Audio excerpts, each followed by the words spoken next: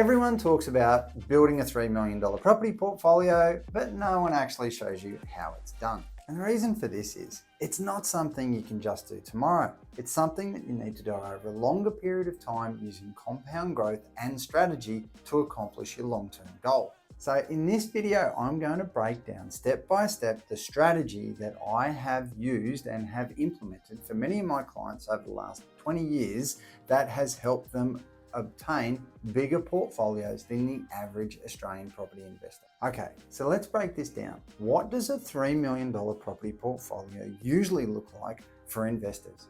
Well, it's actually not high-end flashy properties at all. At the moment, it looks like 3 to 5 properties ranging in price between $600,000 and $900,000.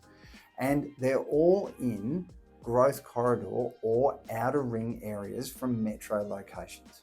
Most property portfolios will be a mix of houses and townhouses with almost no high density units in the portfolios. So how boring is this? It's not extreme, but it is very repeatable and easy for most property investors to accomplish. It's all about strategy, and no one saves their way to a $3 million property portfolio. So step one, where do we start? Buy yourself your first investment property at $600,000. Now, this could be your owner-occupied property, or you could be rent vesting and living somewhere, and this is just purely an investment property. So for a $600,000 property, we need between $60,000 and $120,000 as the deposit for this one. Step number 2, very boring. Just wait for 2 years. If you've chosen the right property, you can probably forecast that you get a 6 to 7% capital growth for those 2 years. So if we purchased it at an 80% loan to value ratio, there's $75,000 worth of equity there that we can roll into our second property with no cash from yourself. So this rolls into the next step. We're purchasing property number 2. But how much do we spend on property number 2? Are we shooting for 900 or are we shooting for 600? Look, the idea is don't be too far from the value of the first property. So somewhere around that 600 to 700 mark is going to be perfect for the next property that you purchase, and also the results are going to be easily replicatable. So we've now got 2 properties that over the next 2 years are going to do the work for us and free up the deposits for properties number 3 and 4. Now, sadly, statistically, this is where most people stop. According to all tax records and Bureau of Statistics, most property investors only have 1 to 2 properties. And that's because they stopped at this point. Put simply, don't stop. You've done the hard work. You've gone from 0 to 1 to 2. Going from 2 to 4 is quite simple if you just replicate what you did before. Don't give up. Keep making your payments and give it time for those properties to free up the equity that you're going to need. You've probably worked out by now that this is no get-rich-quick scheme. This is a 10-year plan of how you can go from 0 to 4 or 5 properties. If you want to map that out in a timeline and how long this is going to take, property 1 is done in year 1. Property 2 is done in year 3. Property 3 is done in either year 4 or year 5, and property 4 will be in year 6 or 7. Property 5, that will be done in year 9. Now the next question is, what kind of income do I need? Now, according to the ATO, most Australian property investors actually only have an income between $100,000 and $180,000. Now, obviously, you've probably heard lots of information in the media about debt to income ratios and things like that. Now, it's true. You can't go out tomorrow on $180,000 worth of income and borrow $3 million worth of property. But as your income increases over time, as your debts come down and as your rents increase, you will have future borrowing capabilities open up, but it takes time.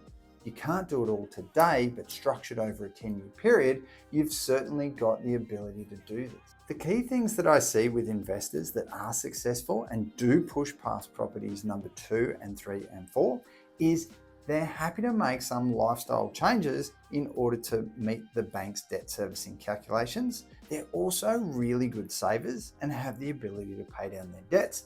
And number 3, they're pretty humble. I cannot tell you how many loan applications that I have done that contain a Subaru or a Toyota Camry.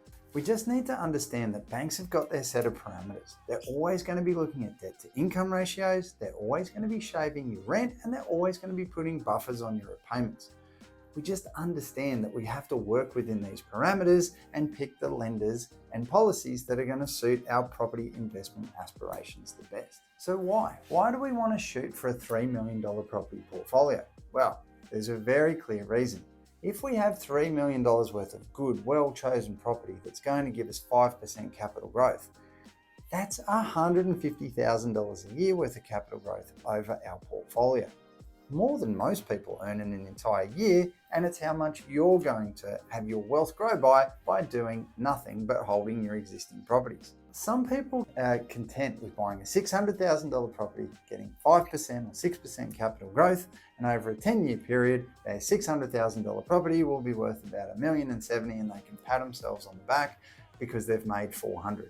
But where the real benefit is having 4 or 5 of those $600,000 properties do the exact same thing. Now, I've told you how easy it is. Now let me give you 5 things that you should avoid that will be definite roadblocks. Number 1, think about the assets that you're buying. No high density units. Think about good quality assets that have a bit of scarcity to them, that have a reasonable degree of land content. Number 2 is your loan structure. Don't cross-secure everything. Make sure everything is standalone facilities so you can get the equity out of the properties that you want to when you want to. And if you do have any non-performers, they can be cut off and sold without affecting everything else. Number 3, you need to act early. The biggest thing that causes property investors to not end up with their desired result is they waited too long and acted too late. Number 4 is overextending yourself too early.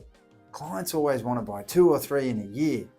I say buy one every 1 to 2 years, and you'll always feel comfortable and you'll never get yourself into any trouble. And the last one is selling too fast. Over the last 20 years, I've seen clients bail on properties that bounce back within the next 2 years. So sometimes when you think you got a non-performer, just hold on to it, look at the fundamentals of why you invested in there in the first place, and wait for the capital growth to come. If you've bought the right property in the first place, it's gonna happen eventually. Now, what this actually looks like in real life is don't wait too long. I've got clients in their 20s and 30s that are implementing these strategies right now, getting into property and leveraging to buy their second and third assets. So don't think that this is something you've got to put off until you buy your dream home or you start a family.